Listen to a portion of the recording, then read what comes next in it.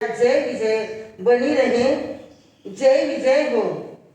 मेरे आराध्य गुरुदेव एवं गुरुनी मैया की, जिन्होंने संसार के बंधनों से छुड़ाकर मोक्ष मार्ग का रास्ता दिखलाया, ऐसे गुरुदेव एवं गुरुनी मैया की सदाकाल जय विजय बनी रहे। परमात्मा के दरबार में आए हुए परमात्मा के प्यारे प्यारे भक्तगणों, मैं आपका हृदय से हार्दिक हार्दिक अभिनंदन करती हूँ। थोडं मिक्स होईल बरं का, ती सवय नाही ना, त्याच्यामुळे थोडं मिक्स होईल। म्हणतात की देवानी प्रत्येक प्राण्याला सांगितलं, अरे प्राणी, या संसारामध्ये तू आला आहे, जसा संसारामध्ये आला आहे तर थोडी परमेश्वराची भक्ती पण करून घे। पण आज कलियुगचा माणूस एवढा हुशार आणि एवढा टॅलेंट झालाय कशामध्ये, व्यवहारामध्ये, कारण की तो धर्मामध्ये पण बिझनेस करतो। एकदम कान लावून ऐकायचा, आजचा कलियुगचा माणूस धर्मामध्ये सुद्धा व्यापार करतो, कारण की प्रत्येक व्यक्ती देवळात जातो। म्हणतात की आजचा माणूस देवळात जाऊन एक नारळ फोडून, ध्यान देऊन ऐका, आजचा कलियुगचा माणूस देवळात जाऊन देवाला 10 रुपयाचं नारळ फोडून 1000चं मागतो। कितीचं मागतो? आता हजारांची काही होत नाही, पण म्हणतात की आजचा माणूस हर जगह तो व्यवहार करतो, व्यापाराच्या दृष्टीने तो मंदिरात जातो आणि देवाला सांगतो, हे देवा, हे परमेश्वरा, माझ्यावर खूप मोठं संकट आलेलं आहे, पण जेव्हा संकट यायची पाळी होती तेव्हा तू प्रभूला याद केलं का? तेव्हा तू भगवंताला याद केलं का? तुला भगवंत लक्षात आले का? तुला भगवंताची आठवण आली का? अरे मानवा, या जीवनामध्ये हर एक व्यक्तीला जोपर्यंत तो आपल्या स्वार्थासाठी जर काही धर्म कार्य करीत असेल तर देव त्याला कधी सुद्धा पावन होणार नाही। आज बघा, आषाढी एकादशीला, याने 8-10-15 दिवसापूर्वी जेव्हा आषाढी एकादशी होती, सगळे लोक आपापले व्यवहार सोडून, आपापले धंदे सोडून सगळे कुठे चालले होते? पांडुरंगाच्या सेवामध्ये। पांडुरंगाच्या सेवामध्ये गेल्यानंतर प्रत्येक भक्त त्या देवाला म्हणतो, हे देवा, तू माझ्याकडे बघ म्हणण्याची आवश्यकता नाही, कारण की देवाची दृष्टी अशी विशाल आहे तर त्याला प्रत्येक व्यक्तीच्या बाऱ्यामध्ये समजतो की हा व्यक्ती कसा आहे। त्याला सांगण्याची आवश्यकता नाही, कारण की त्याचं कॅम्प्युटर इतकं भारी आहे। कोणाचं? तुमचं नाही, देवाचं कॅम्प्युटर इतकं भारी आहे का तुमच्या कॅम्प्युटर मध्ये व्हायरस जाऊ शकतं, पण देवाच्या कॅम्प्युटर मध्ये कधीच व्हायरस जाणार नाही। अशा अमूल्य संधीमध्ये, अशा अमूल्य घडीमध्ये, अशा अमूल्य समयामध्ये, हे देवा, हे परमेश्वरा, तू माझ्याकडे बघ, अशी म्हणण्याची देवाला आवश्यकता नाही है। प्रत्येक वारकरी आपली आपली भावना घेऊन त्या पांडुरंगाकडे गेला। गेल्यानंतर पांडुरंगाने प्रत्येक व्यक्तीला बघितलं आणि याची श्रद्धा किती आहे, हा किती श्रद्धेने इथे आलेला आहे। काय आजचा माणूस देवळात जाऊन चाराण्याचं टाकून काही ना काहीतरी मागतो का? हे देवा, मी माझ्या जीवनामध्ये काही सुद्धा नाही केलं, पण 1 महिन्याकरता मी संसार सोडला आणि तुझ्या भक्ती करता आलो। कुठे? पंढरपूरला कोण कोण गेले? हात वरती करा बरं।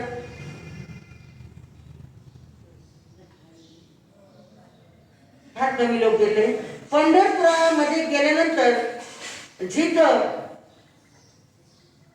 काय म्हणतात, पंढरपुरामध्ये तुम्ही प्रत्येक जागी गेले असतील तर गेले का नाही? प्रत्येक जागी गेले का नाही? का फक्त पांडुरंगाच्या मंदिरामध्येच गेले?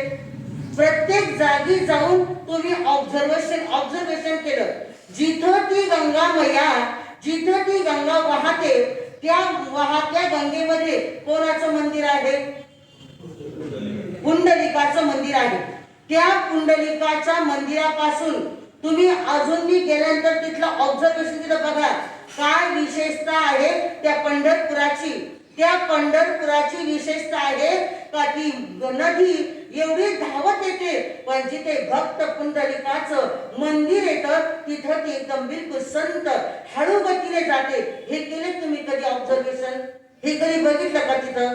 की त्या भक्त पुंडलिकाच्या नदी मंदिरापाशी ती नदी अजीव आहे आणि आम्ही कोण आहे? जिवंत आहे. तिला जीवन आहे पण आम्हाला जीव आहे. तिला एकच जीव आहे पण आम्हाला 5 इंद्रिय आहे. तरी पण आमच्या लक्षामध्ये आलं नाही. ती गंगा मैया म्हणते, अरे भक्त पुंडलिका, तू एवढा पांडुरंगाचा भक्त आहे. तुझ्या जीवनामध्ये पांडुरंगाच्या प्रती जी आस्था आहे, जी श्रद्धा आहे, त्याकरता तू मला जेव्हा म्हणतात की जेव्हा भक्त पुंडलिकासाठी, जेव्हा त्याची भक्ती बघण्यासाठी, त्याची अपार आई वडिलांची सेवा बघण्यासाठी स्वतः देव तिथं येतात. कुठं येतात? पुंडलिकाकडे येतात आणि म्हणतात, जेव्हा पुंडलिका येत नाही बाहेर, कारण की तो त्याच्या आई वडिलांच्या सेवेत लागलेला आहे. पांडुरंग विठ्ठल बाहेर उभे आहे आणि विठ्ठल म्हणता, अरे बाबा, आम्हाला किती वेळ झाला आहे, आम्ही इथं बाहेर उभे आहोत.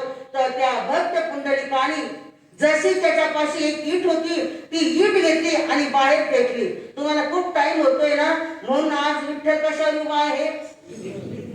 का बरं उभा आहे? ती वीट कोणी फेकली? पुंडलिकाने फेकली. कारण की रहस्य आपल्याला काही माहिती नाही, आपल्याला काही घेणं नाही आणि काही देणं नाही. लोक जातात म्हणून आपण जातो, लोक करतात म्हणून आपण करतो. तो विषय नाही आहे. तो विषय आहे की ज्या भक्त पुंडलिकासाठी ती चंद्रभागा इतकी संत गतीने चाललेली आहे. प्रत्येक जागी तिचा आवाज येईल, पण जिथे भक्त पुंडलिकाचं मंदिर येईल तिथं ती चंद्रभागा बिलकुल आवाज करणार नाही. कारण की त्या चंद्रभागेला, त्या पाण्याला आदेश दिला कुणी? पुंडलिकाने. अरे बाबा, हे पाणी, हे गंगा मैया, हे चंद्रभागा, तुला जायचं आहे तर तू धावत नको जाऊ. कारण की माझ्या आई वडिलांना काय लागली आहे? झोप लागलेली आहे. आई वडिलांच्या झोपेसाठी स्वतः पुंडलिक बाहेर आले आणि त्यांना त्या चंद्रभागेला इशारा केला. म्हणून कवीने खूप सुंदर सांगितलं, चंद्रभागा भक्त पुंडलिका साठी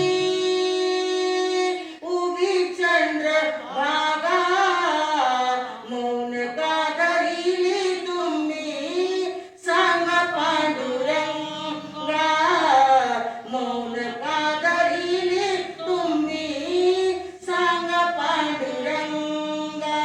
विठोबाची अमृत वाणी, विठोबाची अमृत वाणी, देवाजीच्या पडता कानी, देवाजीच्या पडता कानी, दगडाच्या टाळातून गायले अभंग, मौन का धरिली तुम्ही सांगा पांडुरंग, मौन का धरिली तुम्ही सांगा पांडुरंग. अरे निरामन जग जेठी, निरामन जग जेठी, कोणी नाही माझ्यासाठी, कोणी नाही माझ्यासाठी, भक्त पुंडलिकासाठी उभी चंद्रभागा, मौन का धरिली तुम्ही सांगा पांडुरंगा, मौन का धरिली तुम्ही सांगा पांडुरंग. काय म्हणतात? निळा महाराज म्हणतात, अरे मी किती देवा तुझ्या भक्तीमध्ये लीन आहे, पण तू माझ्यासाठी काय केलं नाही. निळा म्हणे जग जेठी, माझ्यासाठी कोणी नाही. पण बघा, त्या भक्त पुंडलिकासाठी कोण उभी आहे? चंद्रभागा उभी आहे. याने त्या पाण्यामध्ये एक जीव आहे आणि आम्ही 5 इंद्रियावाले जीव आहे. अशी भक्ती जर आमची असली तर आमच्या जीवनामध्ये पण पांडुरंग आमच्या बरोबर राहणार आहे. पण आमची भक्ती कशी आहे? देखल्या देवा दंडवत. जर देव दिसला तर माझा, आणि कष्ट आले तर देव माझा, काही संकट आले तर देव कोणाचा? सगळ्यांना मौन आहे का? मौन नाही ना. मौन घरी करायची, आमच्या भावीच्या समोर मौन करायची. ती जर तुम्ही बोलतात आणि माझ्या बरोबर समोर का बरं चूप बसले? काय म्हटले मी? संकट आलं का देव कोणाचा? बरोबर आहे, म्हणा ना. संकट आलं की देव कोणाचा? आपत्ती आली की देव कोणाचा? काही असं दुःख जीवनामध्ये आलं की देव कोणाचा? माझा. प्रत्येक व्यक्ती मंदिरामध्ये जाऊन देवाला म्हणतो, हे देवा, देव माझा माझा माझा, देव माझा माझा माझा, देव माझा माझा माझा, मी देवाचा, देव माझा माझा माझा, देव माझा माझा माझा, देव माझा माझा माझा, मी देवाचा. काय म्हणतो भक्त? पण कधी आहे? देव आपल्या बापाचा नोकरच आहे. प्रत्येक वेळेस आपलं काम करेल. देवाला कोणाबद्दल राग नाही, कोणाबद्दल ईर्ष्या नाही, कोणाबद्दल प्रेम नाही. देवाच्या मनामध्ये प्रत्येक व्यक्ती एक दृष्टीने बघणारा तो देव. पण आमच्या भक्तीमध्ये भाग विभाजित केले आम्ही. काय म्हटलं मी? आम्ही देवाला प्रत्येक भागामध्ये विभाजित करून त्या देवाची वेगळ्या वेगळ्या भावनाने आम्ही पूजा करतो. आमच्या मनामध्ये वेगळे वेगळे भाव येतात, आमच्या मनामध्ये असे आगळे वेगळे विचार येतात. पण देव हा प्रत्येकाचा एकच आहे. कोणाचा देव ट्रेननी चालला, कोणाचा देव बसनी चालला, कोणाचा देव विमानाने चालला, कोणाचा देव हेलिकॉप्टरने चालला, पण सगळ्यांचा देव एकच आहे. प्रत्येकाचा देव एकच आहे. कारण की भगवान महावीरांनी सांगितलं, हे आत्मन आप्पा सोही परम आप्पा. तुमची आत्मा ही परमात्मा आहे. तुम्हाला बाहेर जाण्याची आवश्यकता नाही है. पण प्रत्येकाची भावना वेगळी झाली आहे. प्रत्येकाने देवाला वाटून घेतलं. देवाने कोणाला वाटलं नाही. पण आम्ही काय केलं? आम्ही एवढे व्यापारी हुशार की आम्ही देवाला पण काय केलं आहे? वाटून घेतला आहे. याने आमच्या भक्तीमध्ये किती कमतरता आहे हे प्रत्येक भक्तांनी बघायचं आहे. जसे पंढरपुरामध्ये जनी नावाची एक वेडी मुलगी, सगळी तिला वेडी जनी म्हणतात, पण ती वेडी नव्हती. कारण की ती परमेश्वराच्या भक्तीमध्ये एवढी लीन, परमेश्वर पांडुरंगाच्या प्रती तिची अपार श्रद्धा. कोणाची? म्हटलं तुमचीच. जनाबाईची एवढी अपार श्रद्धा, एवढी अपार भक्ती. आणि त्या अपार भक्तीमध्ये तिला बघण्यासाठी स्वतः कबीरदासजी आले. आणि कबीरदासजी म्हणतात, गावामध्ये हिंडू लागले. याला विचारतात, त्याला विचारतात, अरे या पंढरपुरामध्ये एक जनी नावाची वेडी बाई राहते, मला त्या वेडीला बघायचं आहे. आणि स्वतः ते कबीरदासजी प्रत्येक व्यक्तीला विचारतात, अरे ती जनी कोठे आहे? अरे ती जनी कोठे आहे?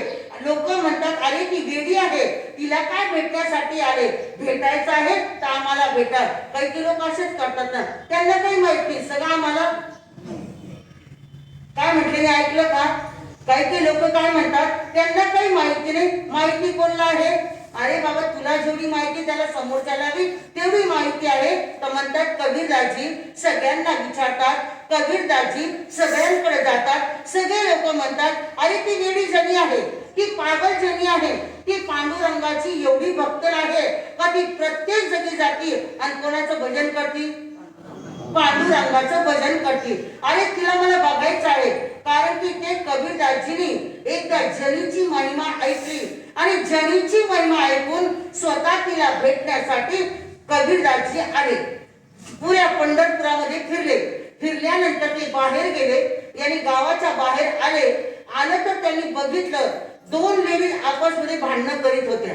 कारण की आता लेडीजचे 4 काम असते.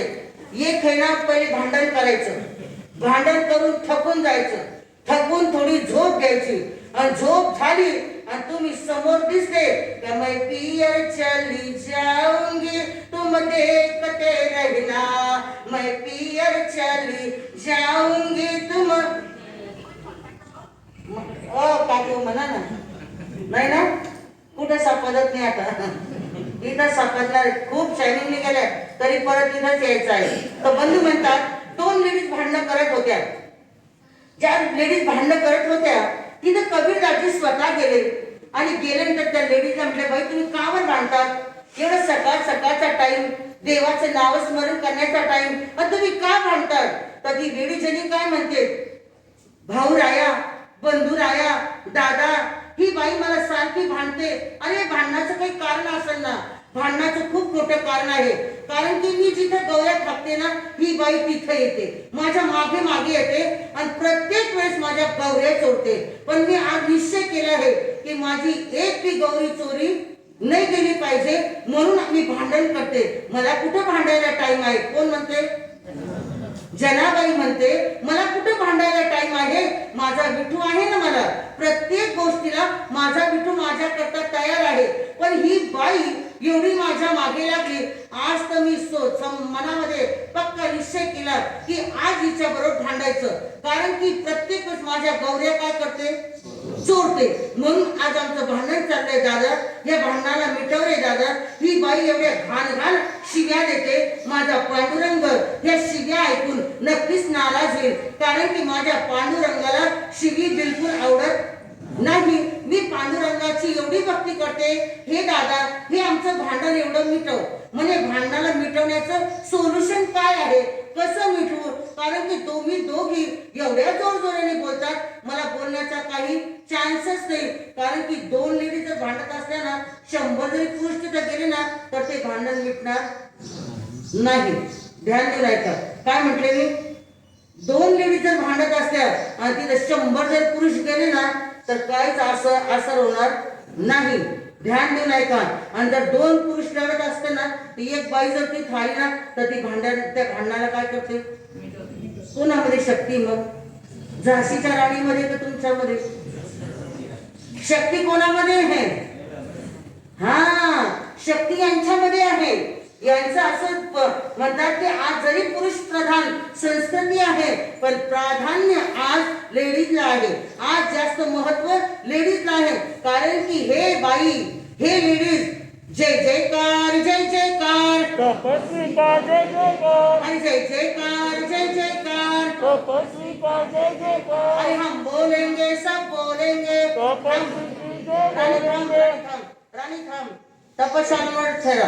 अरे जय जयकार, जय जयकार, तपस्वी का जय जयकार, अरे हम बोलेंगे, सब बोलेंगे. तपस्वी की जय बोलेंगे. अरे जय जयकार, जय जयकार, तपस्वी का जय जयकार. तपस्या करने वालों को, सभी मंडल की शान बढ़ाने वालों को, नहीं करने वालों से.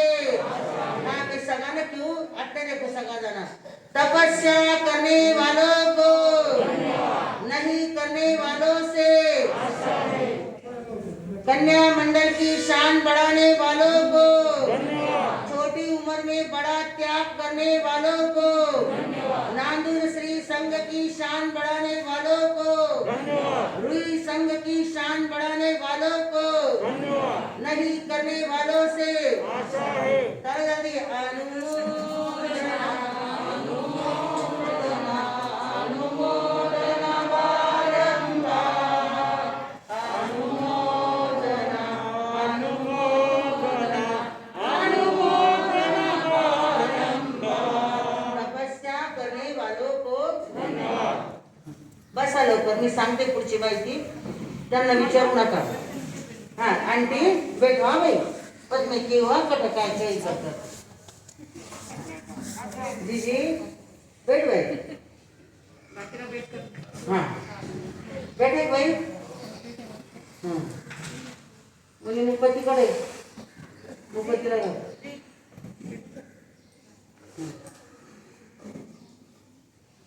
हाँ, तपस्या करने वालों को नहीं करने वालों से. हाँ, तो बंधूंनो, ती जणी कबीरदासांना म्हणते, भैया दादा एवढं भांडव मीटर, कारण की बाई बिलकुल ऐकत नाही, काय करावं हे समजत नाही. अरे बाई, याचं सोल्युशन, मी पण एक अज्ञानी आहे, मी काही फार मोठा ज्ञानी नाही. तर ती जनी काय म्हणते, कबीरदासांना म्हणते, अरे दादा, ज्या गौरीमध्ये आवाज आला, विठ्ठल विठ्ठल असा आवाज आला, तर ती गौरी कोणाची? माझी. आणि ज्या गौरीमध्ये आवाज नाही आला, ती गौरी कोणाची? त्या बाईची.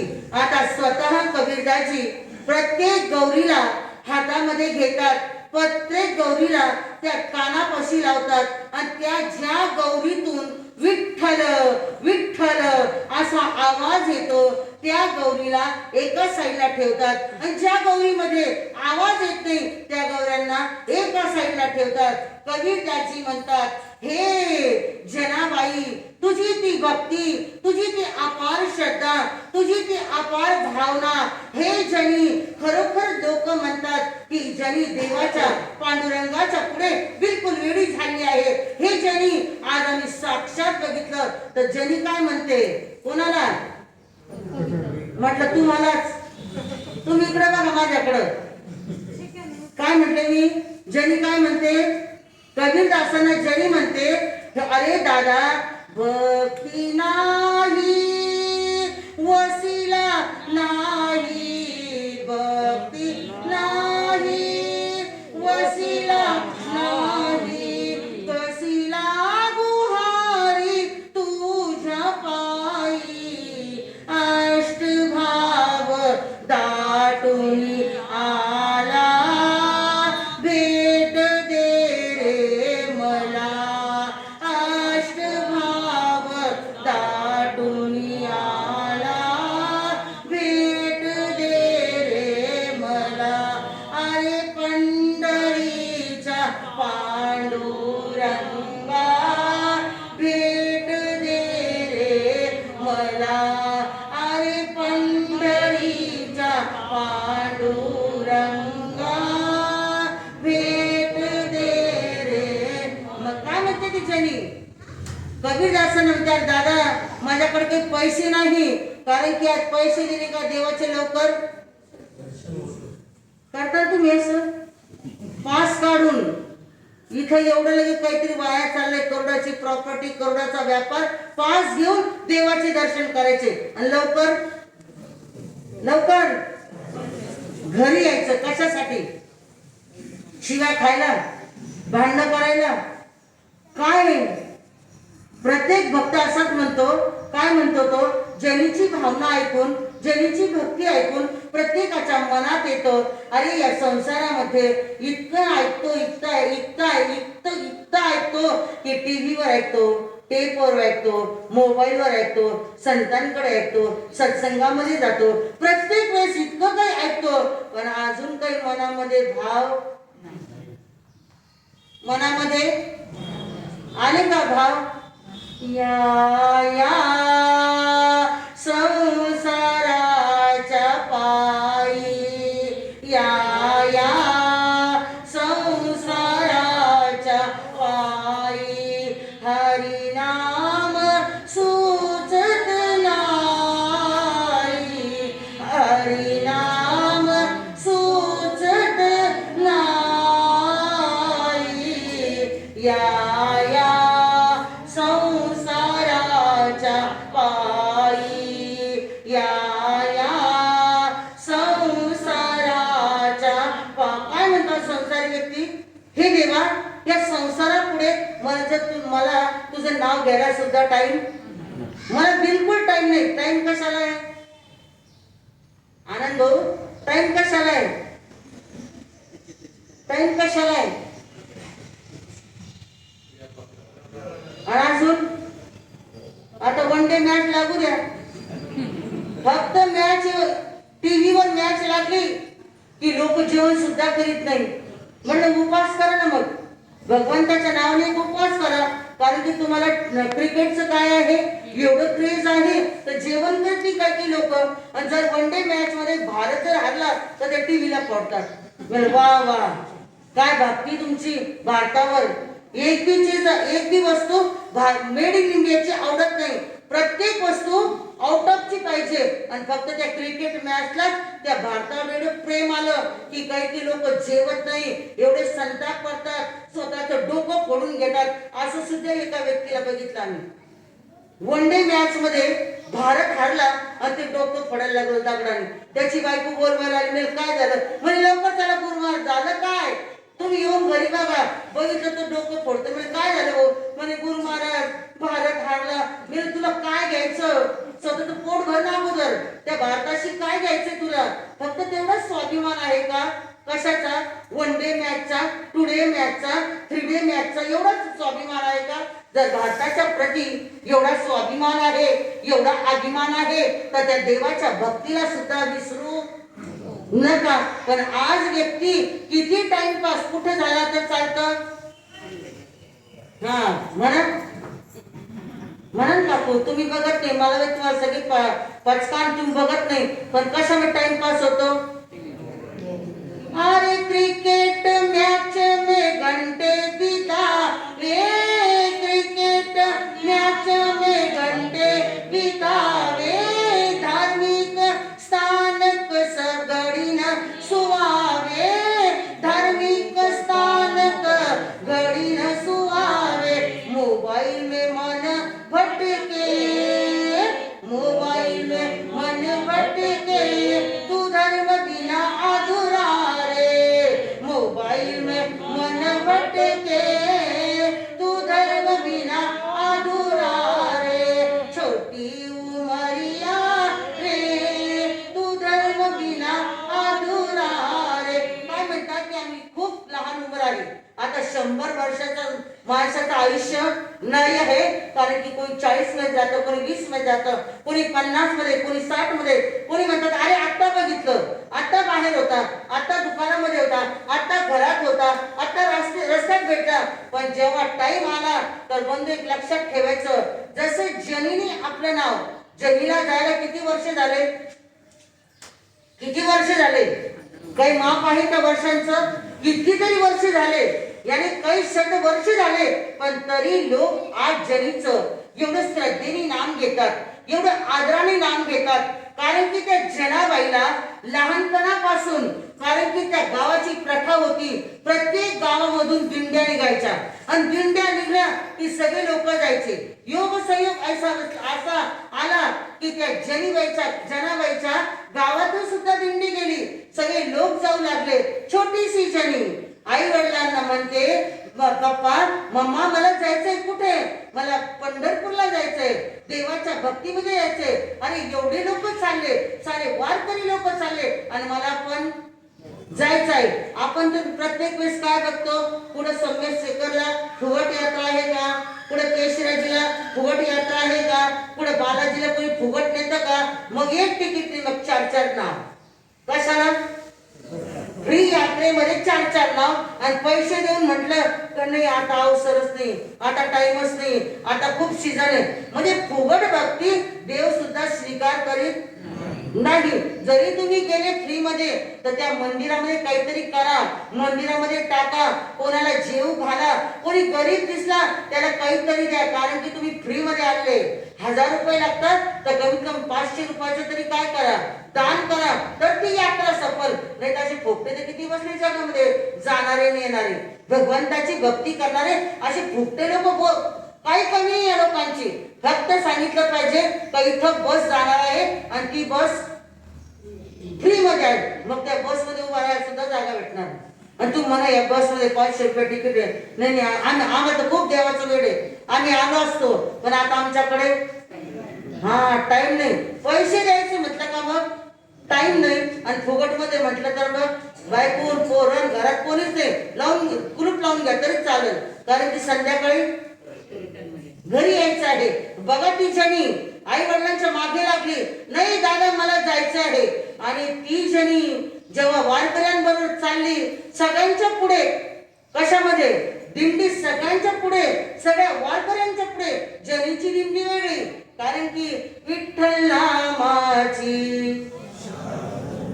अरे वा हे माहिती, विठ्ठल नामाची जेव्हा शाळा भरते ना तर सगळे विद्यार्थी जायला तयार होतात, पण कलियुगामध्ये फुगडमध्ये जाणारे फार लोक आहेत, पण जर पैसे खर्चून म्हटलं ना मग जाणारे फार कमी आहे. ती जणी सगळ्यांच्या पुढे विठ्ठल नामाची भक्ती करता करता जेव्हा सगळे वारकरी पंढरपुराला गेले आणि बघा कशी श्रद्धा सुरू, कशी भक्ती सुरू. सगळे वारकरी कोणी असं हात जोडले, कोणी असं केलं, कोणी पायाला केलं, कोणी मांडीला केलं, कोणी गुडघ्याला केलं, चालले पुढं. कशाला कशाला प्रसाद घ्यायला. पण जनीनी जे मस्तक टेकलं, स्वतः पांडुरंग म्हणायला लागले, बोलायला लागले. कोणाबरोबर? जनी बरोबर स्वतः पांडुरंग बोलायला लागले. हे जनी, आता तरी उठ, 5 घंटे झाले तू इथेच बसलेली आहे आणि तुझं डोकं कुठे आहे? डोकं कुठे आहे तुझं? पांडुरंगाच्या पायावर. आणि आमचं डोकं कुठे आहे? गुडघ्यावर, मांडीवर. कुठं पण म्हणजे पाय पडायचे म्हणजे प्रथा असते, पाय पडायचे, आशीर्वाद घ्यायचा. तो पण एक काय असतो? भाग्याची गिफ्ट असते. बघा ती जनी 5 घंटे लगातार याने 5 घंटे तिने देवाचे दर्शन घेतले, देवाच्या पायाला बिलकुल सोडलं नाही. तर देव स्वतः तिच्या बरोबर बोलायला लागले. असं काही देव एखादे कोणी आले महाराज कोणाबरोबर बोलायला लागले की आम्हाला काय होते? ईर्ष्या होते. पण त्या का बरोबर बोलले? त्यांच्या बरोबर, जनी बरोबर का बोलले? भावना, श्रद्धा आणि भक्ती या 3चा जेव्हा संगम होतो तेव्हा देव बंधू आपल्याला पावन होतो, देव आपल्यावर प्रसन्न होतो, देव आपल्याकडे बघतो. पण हर एक भक्ताला असं वाटतं की माझ्याकडेच बघितलं पाहिजे. तसं कधी बघत नाही देव. देवाचे डोळे तिकडे जातील, तिकडे जातील. आणि तू म्हणता मी समोर बसलं, माझ्याकडे नाही बघितलं, ते देवाच्या डोळ्याचा काही अंदाज नाही. कारण की जो श्रद्धेने करतात ती जणी 5 घंटे तिचं डोकं देवाच्या पायावर, देव स्वतः बोलायला लागले. कोणाबरोबर? जनी बरोबर, जनाबाई बरोबर देव बोलायला लागले. हे जनी, आता तरी उठ, 5 घंटे झाले तू सारखी माझ्या पायावर, तुझं डोकं आहे, तुला तुझ्या जीवनामध्ये कसल्याही प्रकारची कमतरता राहणार नाही. आणि तीच जणी जेव्हा पंढरपुरामध्ये फिरायला लागली, कारण की स्वतःच घर नाही, काही सुद्धा नाही, पण बघा देवाची केवढी मोठी कृपा कोणावर? जनाबाईवर. केवढी अपार भक्ती देवाची. पण कारण की देव बी जेव्हा प्रसन्न होतात की भक्ताच्या भक्तीला बघतात. आमची भक्ती कशी आहे? आलं मनात तर गेलं रानात, नाही तर बसलं उन्हात. आमची भक्ती कशी आहे? आलं मनात तर, आमची भक्ती कशी आहे? आलं मनात तर गेलं रानात, नाही तर बसलं उन्हात. आमची भक्ती अशी आहे. अशा भक्तीला काय देव प्रसन्न होईल का? पांडुरंग प्रसन्न होईल का? पांडुरंग आपला ऐकणार का?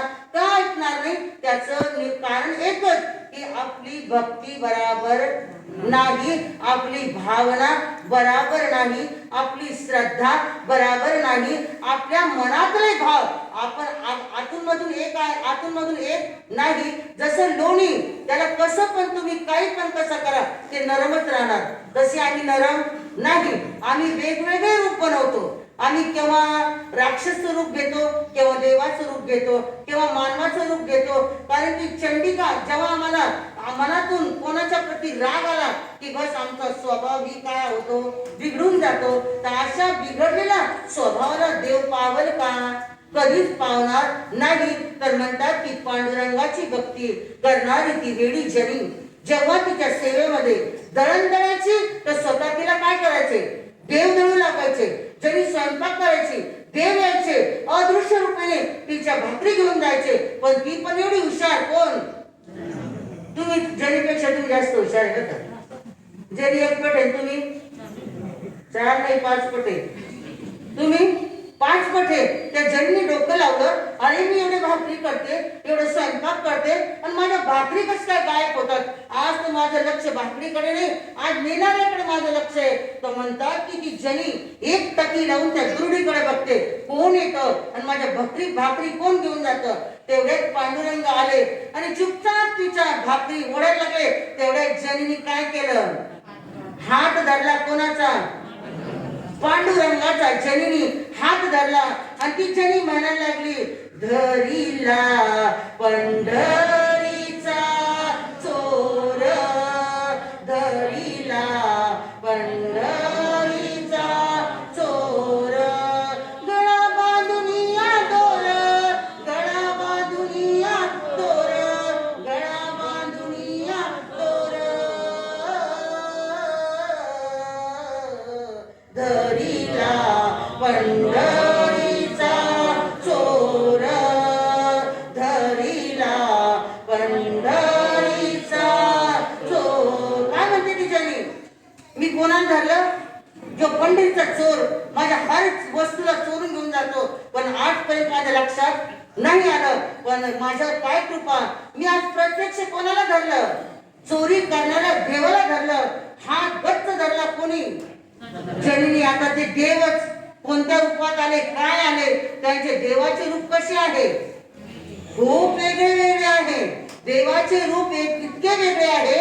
जरी तुम्ही सगळा स्वयंपाक केला, ज्या व्यक्तीला तुम्ही स्वयंपाक केला आणि अशा वेळेस एखादा पुत्र, एखादी गाय तुमच्याकडे आली, बघा ही सगळी आमची कॉन्फरन्स आहे ना, ए भाऊ संदेश सुनंदे ते ऐकायला आले. आता ही लई भारी कॉन्फरन्स आहे. एकमेकाला बिलकुल सोडित नाही. ही त्यांची भाऊबंदकी. कोणाची? कोणाची? आणि आमची भाऊबंदकी कशी आहे? ते एकमेकाला घेऊन चालतात आणि आम्ही एकमेकाला पण भोगतो सारखं. त्यांनी भोगणं सोडलं, आम्ही भोगणं चालू केलं. बरोबर आहे का नाही? पण त्याच्यामध्ये बघा किती एकता आहे. एक आला की 2-4 येतात. एक आला की 9-10ची कॉन्फरन्स येते. खूप मोठी कॉन्फरन्स आहे. एक आला की सगळे पळत येतात. यांच्याकडून एकता शिका की आम्ही पण आमच्या भाऊबंदामध्ये काय, आम्ही पण आमच्या भाऊबंदाबरोबर असंच राहू. आमच्या जातीबरोबर आम्ही असेच राहू. एक कुत्रा असून त्याला एवढं ज्ञान आहे, त्याला तर काही ज्ञान नाही, त्याच्यापेक्षा आम्हाला ज्यादा ज्ञान आहे. पण पुनवानी कोणाची जास्त आहे? कुत्र्याची कापली. माणसाची पुनवानी जास्त आहे कुत्र्याची.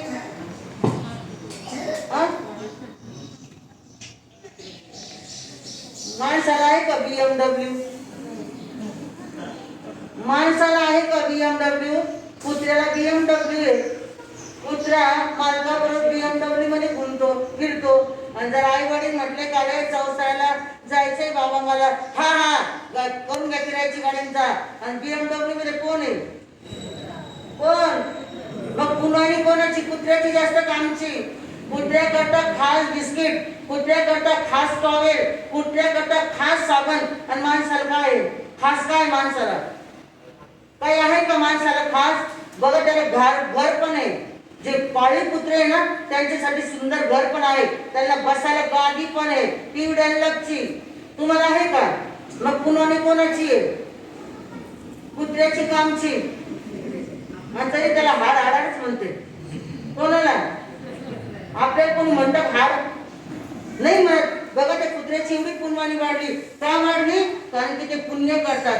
प्रत्येकाच्या घरामध्ये जाऊन एक पोर एक घास खातात आणि पूर्ण त्याची रक्षा करतात.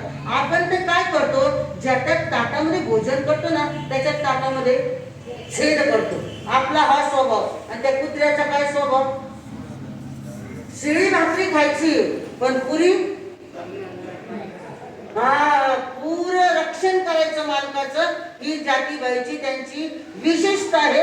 म्हणून त्यांची पुनवानी वाढत चालली आणि माणसाची पुनवानी पूर्ण घटत चालली. माणसाला काही गाडी नाहीये.